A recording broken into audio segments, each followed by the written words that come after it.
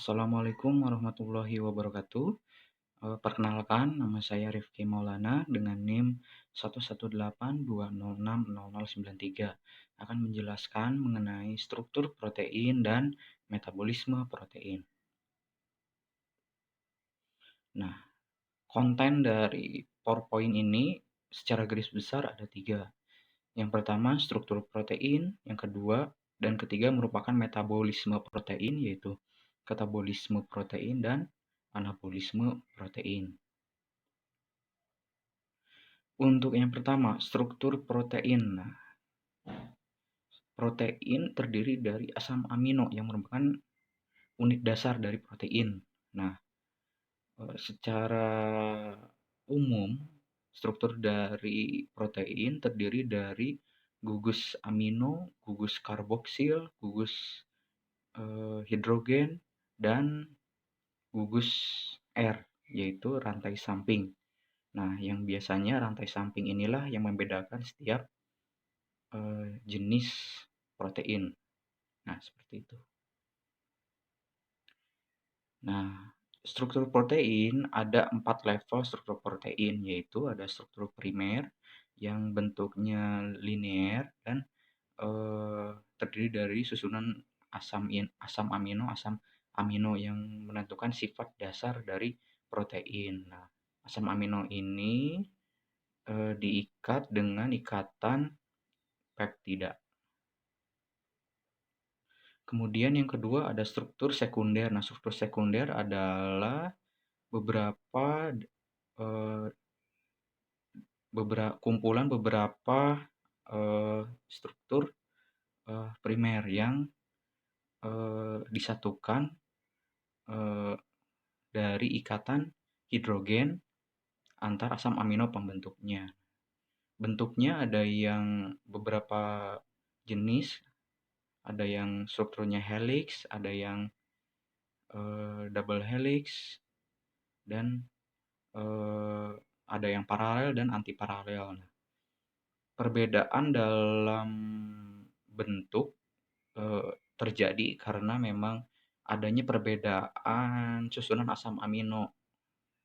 Nah, jadi secara kimianya memang berbeda sehingga bentuknya, strukturnya bisa jadi berbeda. Nah, struktur protein. Nah, yang ketiga adalah struktur tersier. Nah, dalam struktur ini terdiri dari campuran struktur sekunder yang menyusun satu rantai polipeptida. Nah, sinonim dari tersier itu lipatan ya, teman-teman. Nah, ikatan yang membentuk struktur tersier adalah ikatan hidrogen, hidrofobik atau jembatan disulfida, dan ikatan peptida, seperti itu. Kemudian ada yang terakhir struktur kuarternar, ini terdiri atas 2 atau lebih protein yang memiliki struktur tersier. Berikut gambarnya. Kemudian masuk ke metabolisme protein. Metabolisme protein secara umum protein yang didapat dari makanan-makanan akan dicerna, kemudian akan diserap dalam bentuk asam amino ketika dalam usus manusia. Nah, kemudian dari usus akan diserap ke asam amino akan masuk ke dalam darah. Nah, setelah dalam darah akan dikirim ke dalam hati untuk proses metabolismenya. Nah, di dalam hati ini akan terjadi katabolisme. Yang pertama akan melalui proses transaminasi, kemudian hasil dari transaminasi akan lanjut ke deaminasi. Nah, hasil dari deaminasi akan lanjut ke siklus urea dan siklus sitrat. Nah, yang pertama katabolisme asam amino. Nah, prosesnya adalah yang pertama pemindahan gugus amina, yaitu ada 2 prosesnya. Yang pertama transaminasi dan deaminasi. Kemudian yang kedua siklus urea, yang ketiga perubahan kerangka karbon, yang keempat siklus asam sitrat. Nah, bisa dilihat pada gambar. Nah, dari asam amino akan hasilnya akan menjadi NH4 atau amonia dan kerangka karbon. Amonia akan bila masih diperlukan bisa digunakan untuk membuat protein kembali, atau jika tidak diperlukan akan dibuang karena sifatnya yang beracun. Nah, di dalam siklus urea akan diolah sehingga urea tersebut sudah bisa dikeluarkan dalam bentuk urin biasanya. Nah, sedangkan untuk kerangka karbon akan masuk ke siklus asam sitrat untuk agar menghasilkan energi dan gula dan protein. Nah, seperti itu. Oke, masuk yang transaminasi. Nah, proses transaminasi adalah berpindahnya gugus amina dari asam amino ke alfa ketoglutarat. Nah, alfa ketoglutarat menerima gugus amina dari asam amino sehingga berubah menjadi L-glutamat. Nah, sedangkan asam amino yang sudah ditinggalkan oleh gugus aminanya akan menjadi asam alfa keto. Nah, seperti itu. Nah, kenapa menjadi L-glutamat?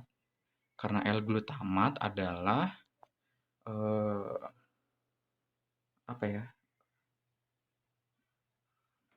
molekul yang bisa melepas gugus amina sehingga menjadi L-glutamat.